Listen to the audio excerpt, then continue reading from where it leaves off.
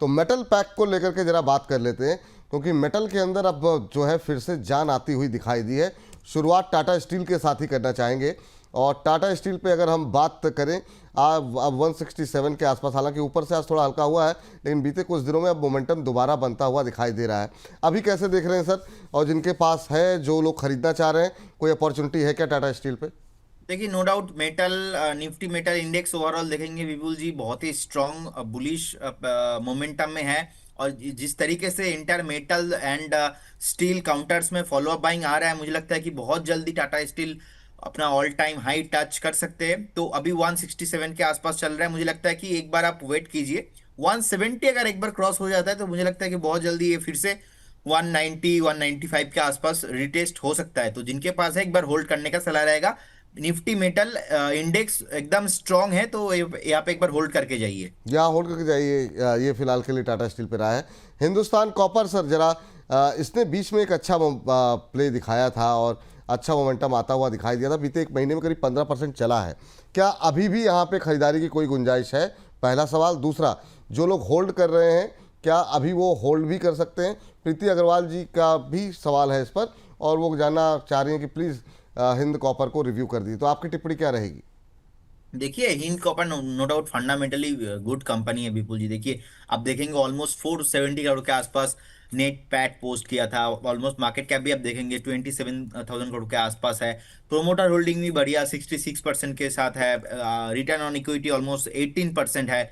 Dividend भी अच्छा देता है, और मुझे लगता है कि कंपनी का जो करंट मार्केट प्राइस उसके हिसाब से अभी बहुत ऊपर जाने के लिए रेडी हो रहा है। 285 के आसपास चल रहा है। बहुत जल्दी आप देखेंगे 320 325 का टारगेट आपको देखने को मिलेगा। निफ्टी जो मेटल इंडेक्स है, जैसे ही ऑल टाइम जो हाई है वहां पे टच करेगा, मुझे लगता है कि बहुत जल्दी हिंदुस्तान कॉपर में भी मोमेंटम आने वाला है। 320 325 के आसपास टारगेट अभी बन रहा है। जिनके पास है, एक बार वेट कीजिए। फ्रेश बाय भी आप करके जा सकते हो। इस केस में स्टॉप लॉस होना चाहिए यहाँ पे 265। 265, चलिए ठीक है। हमारे एक और दर्शक हैं, और उनका सवाल है वेदांता में एंट्री करने को लेकर के। वेदांता पे काफ़ी सवाल रहते हैं सर, और चूंकि हालांकि एक मतलब एक बड़ा प्लेयर है, इसको ना मेटल क्षेत्र के अंदर ये जिंक में भी है, बाकी सेक्टर में भी है। आपकी टिप्पणी क्या रहेगी वेदांता में? क्या अभी के भाव में कोई एंट्री की चांसेस हैं क्या? और जो लोग होल्ड कर रहे हैं, क्या वो होल्ड करते रहें? डिविडेंड तो मिल ही रहा है। देखिए, basically Vedanta no doubt is a fundamentally good stock. The concern is valuations, और मल्टीपल टाइम रेसिस्टेंस से आप देखेंगे ऑलमोस्ट 520 500 का जो लेवल है, इसके ऊपर सस्टेन नहीं कर पाया ऑलमोस्ट 3 टाइम्स हो गया। 500 के ऊपर क्रॉस हो नहीं पाया।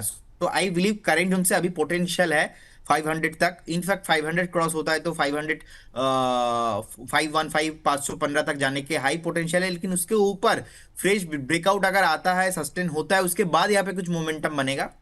क्योंकि वेदांता फंडामेंटली अच्छा स्टॉक है, यहाँ पे लिक्विडिटी का भी कुछ प्रॉब्लम नहीं है। तो आप एक बार होल्ड करके जाइए।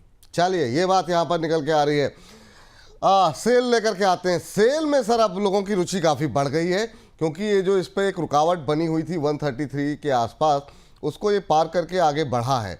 अब 138 के आसपास ट्रेड करता हुआ क्या करना चाहिए? हमारे एक दर्शक हैं SR गुलानिया जी, और इन्होंने इनकी खरीद तो काफ़ी ऊपर की 160 की, लेकिन अभी सेल में क्या टारगेट हो सकते हैं इमीडिएट?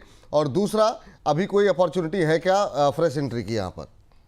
देखिए, मुझे लगता है कि फ्रेश एंट्री आप करके जा सकते हो। जिस तरीके से ब्रेकआउट आया है ऑलमोस्ट 132 133 के लेवल के आसपास, अभी 137 के आसपास चल रहा है। मुझे लगता है कि ये फॉलो अप बाइंग यहाँ पे कंटिन्यू होना चाहिए विपुल जी। और बहुत जल्दी आप 150 155 के आसपास जो टारगेट है वो आते हुए दिखेंगे। स्टॉप लॉस होना चाहिए 125। अब करंट जोन से अगर बाई करते हो 125 है आपका स्टॉप लॉस, और बने रहिए। बहुत जल्दी आपको 150 155 के आसपास जो टारगेट है वो देखने को मिलेगा। क्योंकि देखिए, फंडामेंटली अच्छा कंपनी आप देखेंगे, स्टॉक का जो पी है ऑलमोस्ट 22 के आसपास है। अब इंडस्ट्री के साथ कंपेयर करेंगे तो मुझे लगता है कि बेटर है। इनफैक्ट पैड भी है ऑलमोस्ट 2370 करोड़ के आसपास, नीट पैड भी पोस्ट किया है। तो मेरा ख्याल से फंडामेंटल बढ़िया है, टेक्निकली बढ़िया चल रहा है, तो इंडेक्स भी साथ दे रहा है। तो डेफिनेटली आपके पास पोर्टफोलियो में होना चाहिए। हम्म, होना चाहिए पोर्टफोलियो में। ले सकते हैं, अभी भी करंट एंट्री कर सकते हैं। काफ़ी सवाल है मेटल को लेकर के आज। तो आप लोग अगर नाम ना भी लें तो नाराज मत होइएगा। जैसे अब शंभू जी वेदांता में एंट्री के बारे में पूछे तो आपके सवाल को डिस्कस ऑलरेडी कर लिया अभी थोड़ी देर पहले ही, तो आप इस कार्यक्रम के बाद दोबारा जो है इसको देख सकते हैं। जरा जिंक की बात कर लेते हैं। हिंदुस्तान जिंक के जरा देखिए सर, हिंदुस्तान जिंक में क्या कुछ कोई अपॉर्चुनिटी है क्या यहाँ पर? अभी अगर देखें तो हिंदुस्तान जिंक का जो भाव देखने को मिल रहा है वो आधे % ऊपर है, 450 के आसपास। कैसे देख रहे हैं सर आप इसे? इस बीच एक कॉल आ रहा है विपुल जी, पहले कॉल वो बता दे दीजिए सर। राइट। कंपनी का नाम है एसबीएल इंजीनियरिंग। ओ, तो अभी 636 के आसपास चल रहा है। तो मुझे लगता है कि करेंट जोन से आपको बाय करना चाहिए, व्यू होना चाहिए नेक्स्ट 10 से 12 दिन।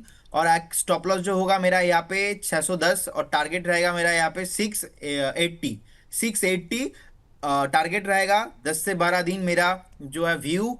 उससे पहले कभी भी अगर 655 665 आता है, जो स्मॉल ट्रेडर है उनके लिए प्रॉफिट बुक करने का सलाह रहेगा। लेकिन जिस तरीके से पैटर्न बना है, मुझे लगता है कि एक बार 680 का टारगेट नेक्स्ट 10 से 12 दिन में आने वाला है। ठीक, एक बार जरा फिर से जरा टारगेट और स्टॉप लॉस रिपीट कर दीजिए सर, थोड़ा सा मिस हो गया मुझसे भी।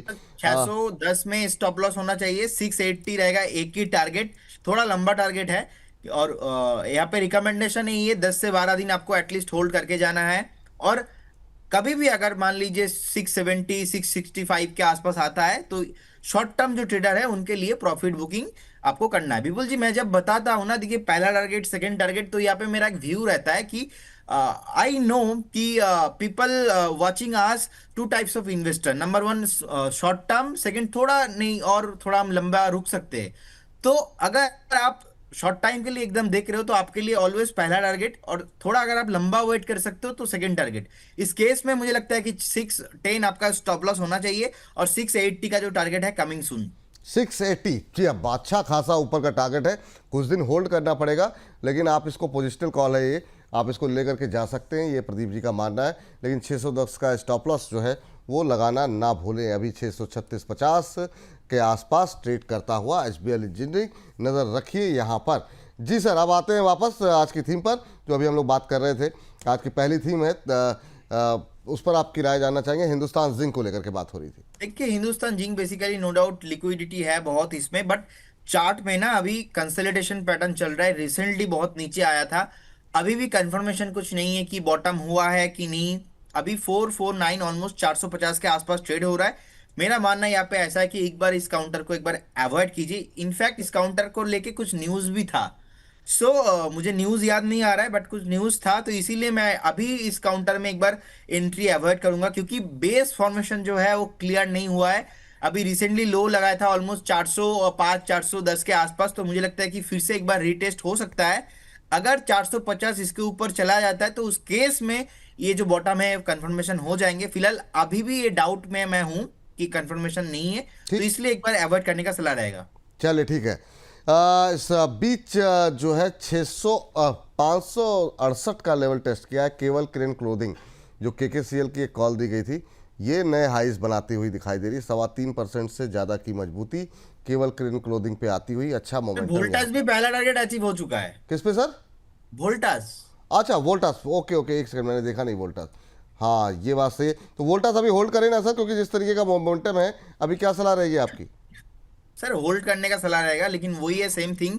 इंटरडे के लिए लिए हो तो प्रॉफिट बुक कर लो, अगर डिलीवरी में नेक्स्ट और 5-7 दिन वेट करके जा सकते हो तो आप बने रहिए। लेकिन मेक श्योर 5-7 दिन में अगर बॉम्बे स्टॉक एक्सचेंज में कोई बम आके गिरेगा तो उसका रिस्पॉन्सिबिलिटी विपुल जी और प्रदीप हलदार नहीं लेंगे। ये बढ़िया है, ये बढ़िया है। लेकिन बात सही है भाई, थोड़े थोड़े प्रॉफिट बनते रहे अपना, ठीक है, अपना चाय पानी नाश्ता होता रहे, और इतने कम टाइम में इतना कुछ पैसे बन जा रहे हैं, और क्या चाहिए। ये देखिए आप जरा केवल किरण क्लोथिंग, क्या शानदार चार्ट बनता हुआ। यहाँ पर अभी भी जो है 575 575 585 दो जो है लेवल दिए गए हैं। नाल्को अगर हम देखें तो करीब 1.25% ऊपर दिखाई दे रहा है। बीते एक महीने में 6-7% चला है। नाल्को हिंडाल्को में क्या बेटर लग रहा है सर आपको? यस डेफिनेटली, मुझे लगता है कि नाल्को नो डाउट चार्ट में बहुत ही अच्छा है। अभी 195 के आसपास चल रहा है, तो एक बार ना यहाँ पे एक रेसिस्टेंस है 200 के आसपास। 200 के ऊपर सर ये चलेगा, नॉन स्टॉप भागेगा। सो नीट प्रॉफिट भी बहुत बढ़िया है, लिक्विडेट कंपनी है। आप देखेंगे ऑलमोस्ट 5,000 करोड़ के आसपास तो प्रॉफिटेबल कंपनी है। सो नो डाउट मैं पॉजिटिव हूँ इसमें, लेकिन 200 के ऊपर चलने वाला है। चलिए, तो इस पर नजरें रखिए आप लोग। नाल्को हिंडाल्को के बाद क्या बच रहा है महत्वपूर्ण, कोई ऐसा शेयर छूटने ना पाए मेटल में जो हाँ, स्टील में काफ़ी कुछ छूट गया है। लेकिन एनएमडीसी जरा एक बार देख लीजिए सर, 2% ऊपर है। कई सारे सवाल भी रहते हैं एनएमडीसी पे, चूँकि छोटा शेयर है। आज चाल अच्छी है, 2% के आसपास की तेज़ी। कोई गुंजाइश है या अभी अवॉइड करें? देखिए एनएमडीसी को लेके विपुल जी, मेरा मानना यहाँ पे ऐसा है कि बहुत बार हमने देखा है कि एनएमडीसी बेसिकली 75 70 से नीचे ही आ रहा है। अभी भी देखिए बेस कंफर्मेशन नहीं है, मुझे लगता है कि एक बार 63 64 के आसपास रीटेस्ट हो सकता है। तो जिनके पास है 60 का एक बार स्टॉप लॉस मेंटेन कीजिए। ठीक। दो शेयर जो लोगों के रडार पे हैं सर, उस पर बैक टू बैक व्यू दीजिए ताकि इसको फिर अब ये थीम हमारी पूरी हो जाए। एक तो है जिंदल स्टील, 977 के आसपास ट्रेड करता हुआ, इसमें काफ़ी पोटेंशियल दिखाई दे जाता है फंडामेंटली। और दूसरा है जेएसडब्ल्यू स्टील, इसमें क्या कुछ करें? आज थोड़ी सी सुस्ती है जेएसडब्ल्यू स्टील में, कि ये स्टील में क्या ये बेहतर हैं या फिर अवॉइड करें किसी को? आपकी सलाह क्या रहेगी? देखिए पहले मैं जेएसडब्ल्यू स्टील बता देता हूँ, 1060 के आसपास चल रहा है। मेरे ख्याल से देखिए चार्ट पैटर्न बहुत ही बढ़िया है, स्ट्रक्चर गुड है, इसका एक कैरेक्टर है बेसिकली, चलता है कंसोलिडेशन, फिर से चलता है, ओवरऑल बुलिश पैटर्न में है, बुल ट्रेंड में है। तो जिनके पास है एक बार वेट करके जाइए, आप देखेंगे कि बहुत जल्दी आपको 1085 1090 का टारगेट आते हुए देखेंगे। उसके बाद फिर से आप देखेंगे 1060 and again move 1150, again move 1120, ऐसे करके ट्रेड हो रहा है लास्ट 22 साल से। आज 25 साल हो गया, 3 साल में अपना पैटर्न चेंज नहीं किया और एक फ्लैग पैटर्न बनाता है वीकली कैंडल पे और फिर से ब्रेकआउट। तो मेरे ख्याल से अभी 1080 एंड 1100 के आसपास टारगेट बहुत जल्दी आने वाला है, एक बार बने रहने का सलाह होगा। जिंदल स्टील में मैं पॉजिटिव हूँ, 978 977 के आसपास चल रहा है। पैड भी ऑलमोस्ट 2008 था, 2846 के आसपास नीट पैट है। ऑलमोस्ट 1 लाख करोड़ के आसपास मार्केट कैप है। लेकिन इसमें प्रॉब्लम सर क्या हुआ है, लास्ट क्वार्टर का जो ऑलमोस्ट सेल्स ग्रोथ था ना, प्रॉफिट ग्रोथ, वो थोड़ा कम हुआ है, -16% के अप्रोक्स हुआ है। तो इसीलिए नेक्स्ट 2 से 3 क्वार्टर देखना बहुत ही इंपॉर्टेंट रहेगा। और अभी 977 के आसपास चल रहा है। हायर टाइम फ्रेम में भी मल्टीपल रेसिस्टेंस है, 995 में रेसिस्टेंस है, ऑलमोस्ट 1015 के आसपास रेसिस्टेंस है। तो एक बार इसीलिए वेट करके जाइए। जैसे कि जेएसडब्ल्यू स्टील के साथ मैंने अभी बताया कि ओवरऑल लास्ट 22 साल से फ्लैग पैटर्न बनाता है टेक्निकली, और एवरी सेलिंग प्रेशर जब भी आता है बाद में फिर से 2 हफ्ते में वो मोमेंटम करता है। लेकिन जिंदल स्टील के साथ ऐसा नहीं है, मुझे लगता है कि मल्टीपल रेसिस्टेंस है। एक बार ये 1015 के ऊपर क्लोजिंग मिलता है तो यहाँ पे फ्रेश मोमेंटम आने वाला है।